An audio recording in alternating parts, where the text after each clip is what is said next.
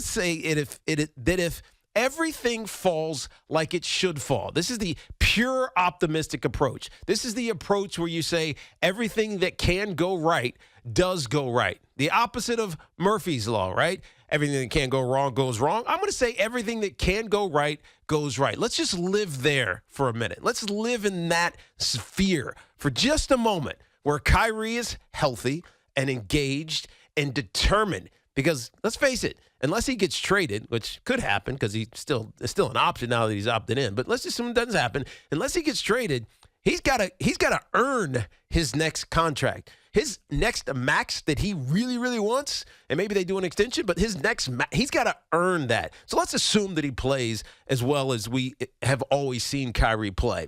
Let's assume Kevin Durant is healthy, because I think Kevin Durant he's just due for one of these bounce-back seasons. Again, this is a pure optimistic view.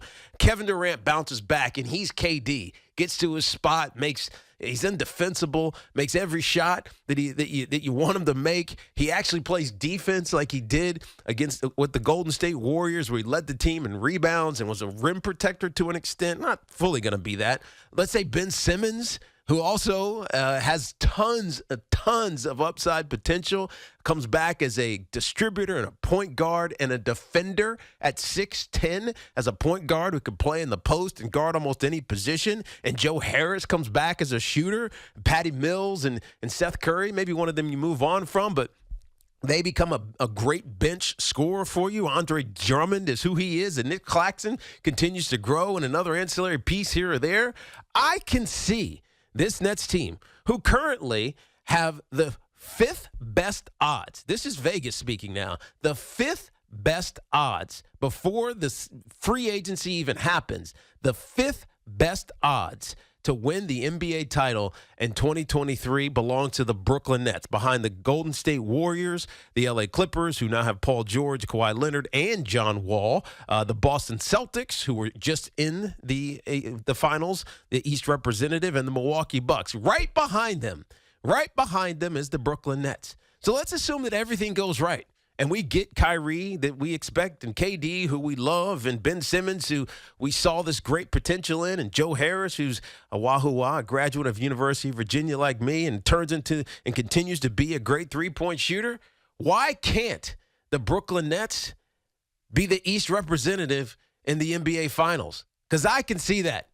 I can absolutely see that. If everything falls right, for Kyrie, for KD, Ben Simmons, Joe Harris, and maybe most importantly, Steve Nash becomes the head coach that he has to be in order for this team to excel, the Brooklyn Nets can be the East representatives in the NBA Finals. Now, people are going to scratch their head and scream from the mountaintops, oh, Kyrie's never going to let that happen. He doesn't play. Just like with Aaron Judge conversations. Oh, he's not worth all that money. He never plays. Forget the caveats, man. Let's talk about the reality where everything goes as it's supposed to be. The reality where KD is healthy, where Kyrie is perfect Kyrie, and Ben Simmons is right. Now, I don't know the chances, the likelihood, the percentages of that happening, but let's just assume that it does for a minute. Why can't the Brooklyn Nets be an NBA champion? Look, we know that they've tried many things over the last couple of years. Most of them have failed, but most of them have failed because they haven't had the chance to actually work, right? The first year that KD and Kyrie were here together, Kevin Durant was hurt. He's coming off an injury. Didn't play. And you try to smash all that chemistry into a short amount of time, and you get close to the end of the season. It just doesn't work. This past season, because of the hangover from the pandemic and the not taking the vaccine, they didn't play together. James Harden got pissed off about it and became, mopey James, and decided to sit out and not do anything until he forced his way for the second time in 3 months to another team, the Philadelphia 76ers, where we kind of saw James Harden and the James Harden that we saw in Houston. So maybe that was a good thing, right? Anything that we believed could happen with this Brooklyn Nets team never got a chance to launch. It just never did. I'm going to assume, just because I want to be an optimist here, that Kyrie is Kyrie, KD is KD, and Ben Simmons is Ben Simmons. You throw in Joe Harris and all the other auxiliary pieces, and most importantly, Steve Nash becomes a force as a head coach, then the Brooklyn Nets will be the East representatives from the Eastern Conference in the NBA Finals. I see that happening. You may not agree with me, but I can see it happening because I believe in talent. I believe that when things flow right and fall in the right place, talent rises to the top. 877-337-6666. What do you think about it? I think it can actually happen. I know that Kevin Durant last year at the end of the season saw this and said, look, we're building something. We're building for something in the future. That's why I was excited about Ben Simmons, even though he didn't play last year. That's why he was excited about Kyrie Irving finally getting that vaccine mandate lifted where he could play. But Kyrie just wasn't ready, and Kevin Durant was injured. So things didn't work out. They got swept by a better Boston Celtics team who had one of the best defenses in the NBA, led by Marcus Smart, who was a Defensive Player of the Year. So they know they have a challenge in front of him, but if they're all right, why can they not do it? I believe that they can. Our friends at Town Fair Tire remind you that at Town Fair Tire, you always get the guaranteed lowest price on brand name tires from Connecticut to Maine. Nobody beats Town Fair Tire. Nobody. Let's get your calls here. 877-337-6666. Do you believe in Kyrie? I kind of believe in Kyrie. Kyrie was Rookie of the Year at 19 years old. He only played 51 games, which probably was a foretelling sign of who Kyrie would be over the course of his career. It was a little bit of injuries, just a little bit of lack of experience in college, but he was elite. He was great as a rookie. 51 games, he was Rookie of the Year. And we know what those years in Cleveland presented before LeBron James came there. He was a good player, took a lot of shots, scored a lot of points, but they didn't win. He wasn't a distributor. He wasn't a creator. LeBron James comes to the Cleveland Cavaliers, and all of a sudden, those games where he had one or two assists became nil. He had to become an assister. He had to become a guy who was facilitating for everyone else. And they ultimately won a championship. And then he got full of himself, decided to go to Boston. They were too young, didn't have the experience around him. He wanted a new coach, but Brad Stevens probably wasn't the right coach for him. He goes to Brooklyn. It's remaking itself, trying to remake itself. He kind of said some tough things about his teammates, and then he ultimately wooed Kevin Durant, but Kevin Durant wasn't healthy. It hasn't been an ideal situation for Kyrie, and I'm not defending him.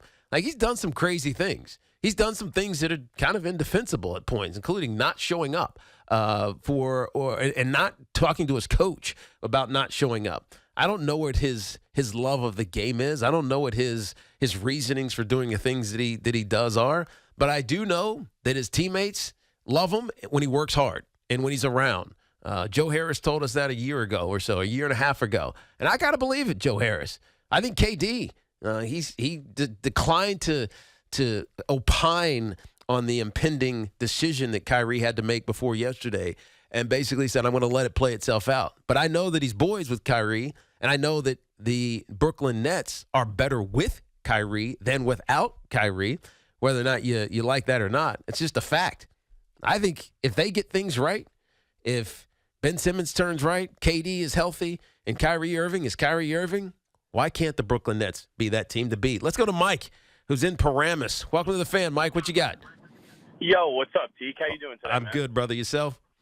Good, man. Love the show, bro. Thank you. So, how about that weekend for the Nets, huh, man? That was friggin' crazy. Oh, I know. I couldn't believe it. I was making up, like, trade scenarios for Kevin Durant. I was thinking that Zion Williamson and Ben Simmons was going to be the next duo. Yeah, but do you really want to go down that route? Like, do you really want to think down that route? No, you don't. I mean, I'm of the mindset, let me just see it fail when everything is right. And if I see it fail when everything is right, then I'll concede. And then I'll say, you know what, this is just not meant to be. But I haven't seen it all come together yet. So I'm not willing to accept that it's a failure yet.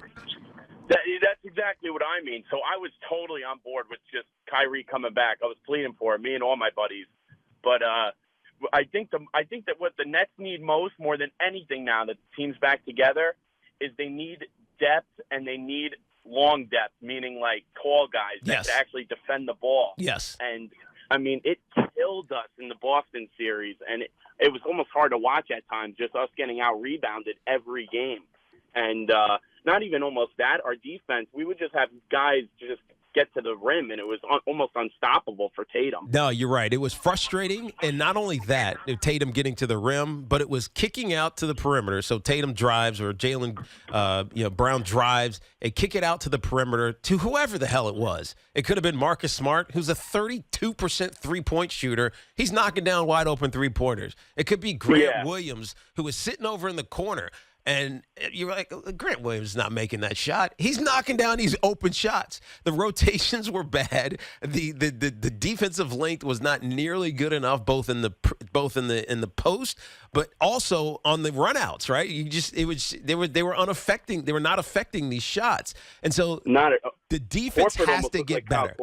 Yeah, exactly right. I appreciate your call, Mike. I mean, one of the things that they obviously tried to do at the end of this past season, and in particular in the Boston Celtics, was just outscore the opponent, right? You saw this with Kevin Durant. You saw it with Kyrie, even Patty Mills to an extent, Seth Curry, I should say, to an extent.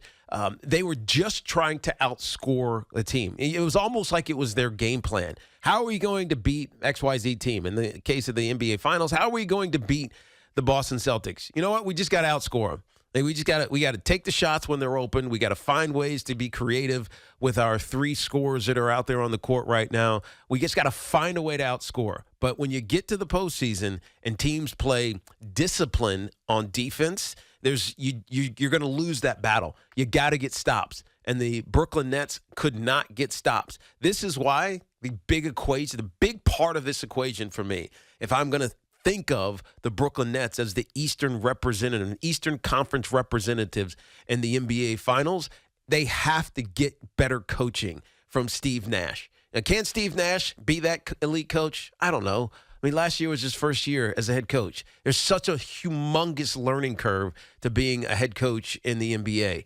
And you just didn't see it. He was a cheerleader in a sense. I don't want to. That's demeaning, but I can't think of it any other way. I know they had a really good staff there, but you didn't see the details and the game planning and the X's and O's that would shape and shift a game against the Boston Celtics. I mean, they were outcoached. I mean, they were obviously outplayed, but they were outcoached as well, and it became obvious. And so, if this plan is to work, Steve Nash has to have growth. Obviously, all the right things have to happen with Kyrie and KD and Ben Simmons and everything else, but the coach has to become the head, right? The coach has to become the personality of the team. Right? You see this. You see it with Steve Kerr, for instance, with the Golden State Warriors. Yes, the star is Steph Curry. Yes, the star is Klay Thompson and Draymond Green, and even when Kevin Durant was there, the stars are the stars. But the personality of that team was Steve Kerr, right? The frenetic way in which he thinks and processes, and the above the X's and O's in which they played the game, that comes from the head coach. And we think it's just roll the ball out there when you have superstars. But if Steve Nash doesn't become that guy, then all of this becomes moot. It means nothing. It doesn't matter if Kyrie is healthy. It doesn't matter if KD is healthy, or if Kyrie is available, or if Ben Simmons, becomes this potential star, especially defensive, that we all think he can be. Unless Steve Nash also becomes the man, then the Brooklyn Nets will be in trouble.